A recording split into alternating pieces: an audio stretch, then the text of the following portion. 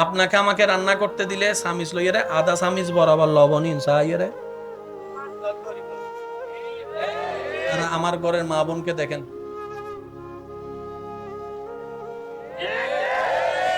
ও বোন লবণ যদি বেশি হয়, আরে রাঁধা শিখে তো নোয়াইস তো জন্মের আগত তো নাই রাঁধির দি। হাত ধরলেই বুঝতে পারি লবণ কতটুক দরকার, চোখে দেখলেই বুঝতে পারি পানি কতটুক দরকার। এটা হচ্ছে অভিজ্ঞতা, আর এটাও একটা জ্ঞান যেটা আল্লাহর পক্ষ থেকে আসে। আপনাদের এলাকায় আছে কিনা দেখেন, অনেকেই আছে পড়ালেখার কিচ্ছু জানে না কিন্তু মোবাইল ভালো শিখতে জানে। হাত দাদা হদুন নাই ফাঁকে ফাঁকে, হাত দাদি হদুন নাই ইল্লে করে ইল্লে করে দাদায় হদ্দ উইতরে করলো দেশাই আহদিতের নাম কি, হদিতের নাম সলিম, তো সেভ গুজু না হদে সেভ কি, তো কল কেনে দিতাম হদে তুই বাইর কর আই আই চাই এই বে সলিমুর নাম্বার এবার কল দে, তো এদুন আন্নুর নাম্বার তো তুই সলিমুর নাম্বার কেনে চিনিলে, ওদিন আল্লাহ জ্ঞান দিই তো। কিছু কিছু মানুষ আছে চাইন এক চোখে চাইলে হই পেলে তার এটা হ গন্ডা হ হানি জায়গা আছে মাথা না বাজি। কিছু কিছু আছে দে গরু চাইলে হই পেলে বোধ হ মনবু আছে না ওই সামনে আছে সব। পড়ালেখা না জানলেও কিছু কিছু জ্ঞান আল্লাহ তাআলা মানুষকে অভিজ্ঞতার উপর দান করে। একটা কথা মনে রাখবেন, বইয়ের শিক্ষার চাইতে জীবনের শিক্ষা সবচাইতে দামি। ধাক্কা লাথি গুতা খেয়ে যে শিক্ষা অর্জন করা হয় সেটা আজীবন কাজে লাগে এবং সেটাই মানুষের জন্য বেশি উপকার হয়। কথা বলেন ঠিক কি না? ইমানদার ভাইরা কষ্ট নিচ্ছেন না তো আমার কথায়? বিরক্ত হচ্ছেন না তো আপনারা? এবার শব্দগুলো একটু মনোযোগ দিবেন। আল্লাহ তাআলা সব যিনি বানিয়েছেন সেই আল্লাহ বললেন ওয়ারাফানা লাকা লাকা জিকরাক। ভাইয়া প্লিজ একটু মনোযোগ। এই যে ওয়ারাফানা আমি আল্লাহ বাড়িয়ে দিলাম, শব্দটা একটু খেয়াল করবেন ভাইয়া প্লিজ। ওয়ারাফানা আমি আল্লাহ বাড়িয়ে দিলাম। এবার আমার ভাইকে যদি জিজ্ঞেস করেন কাল কয় প্রকার, অতীত। এবার আমি বলবো আপনারা শুধু বলবেন অতীত না বর্তমান না ভবিষ্যৎ, আপনারা বলবেন আমি যাব, আপনারা বলেন আমি যাব, আমি আছি, আমি গিয়েছি, তাহলে অতীত হচ্ছে গিয়েছি। এবার শব্দটা খেয়াল করেন, আমি আল্লাহ বাড়িয়ে দিলাম,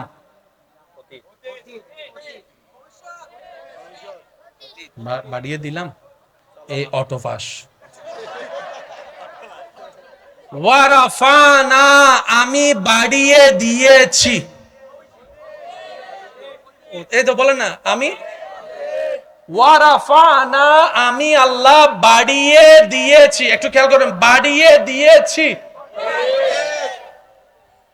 লাকা আপনি নবীর জন্য, জিকরাক আপনার জিকিরকে, আপনার নামকে, আপনার প্রশংসাকে, আপনার সুনামকে, আপনার তারিফকে, সুবহানাল্লাহ বলে না, জিকরাক জিকরাক জিকরাক আপনার প্রশংসাকে, আপনার নামকে, আপনার তারিফকে আমি আল্লাহ বাড়িয়ে দিয়েছি, বাড়িয়ে দিয়েছি, বাড়িয়ে দিয়েছি।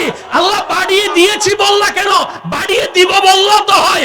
রব বলে যে না না আমি বাড়িয়ে দিয়েছি বললাম যাতে আমার 2024 সালের অত্র এলাকার পূর্ব ফিরোজ শাহ কলোনির মানুষ যেন এটা মনে না করে আমরা মাহফিল করে করে নবীর সুনাম বাড়াই, এই কথা যেন মনে করতে না পারে, তাই আমি আগে থেকেই বাড়াই দিয়েছি। আমি আল্লাহ আমার নবীকে কারো ঠেকা রাখি নাই, আমার নবী শুধু আমি আল্লাহর ঠেকা। সুবহানাল্লাহ বলে না? একটা কথা মনে রাখবেন, এই পৃথিবীতে আপনি আমার ঠেকা আমি আপনার ঠেকা, কোনো না কোনো ভাবে কিন্তু ঠেকা আছে। যেমন বক্তা চলে গেছে, মাইকলা কি করবে? বক্তা আছে মাইক নাই, তাহলে বক্তা মাইকের টাকা, মাইক বক্তার টাকা, ঠিক আছে? মাহফিল কমিটি আপনাদের টাকা, আবার আপনারাও মাহফিল কমিটির টাকা আছেন। মাহফিল কমিটি নসরাজালিন ওনারা আইতেন কেন? একজন আরেকজনের টাকা। শিক্ষক ছাত্রের টাকা, ছাত্র শিক্ষকের টাকা, এটা নিয়ম। কিন্তু আল্লাহ আমাদের নবীকে কারো ঠেকায় রাখে নাই। একটু জোরে বলি না, আল্লাহ আমাদের নবীকে কারো ঠেকায়, জোরে বলেন না, কারো ঠেকায়। আল্লাহ যে আমাদের নবীর শানকে কেমন ভাবে বুলন্দ করেছেন, কিভাবে বুঝাই আপনাদেরকে। সৎসঙ্গে, ওই যে বললাম 50-50 ওয়াইজ মনে রাখতে একটু বলতে হবে। সৎসঙ্গে, অসৎসঙ্গে, সরল লেগে চললে, ডাকাতার লেগে চললে, মদদের লেগে চললে, মৃত্যুকের লেগে চললে, গাজাদির লগে চললে, সুদুদুর লগে চললে, নেশাখোরের লগে চললে, নামাজির লগে চললে, বাবার লগে চললে, নেককারের লগে চললে, কারো কোনো দ্বিমত? আমার মাইকের আওয়াজ যাচ্ছে, এখানে অনেক আমার মা বোন হয়তো আমার ভাইয়ের একমত হবেন।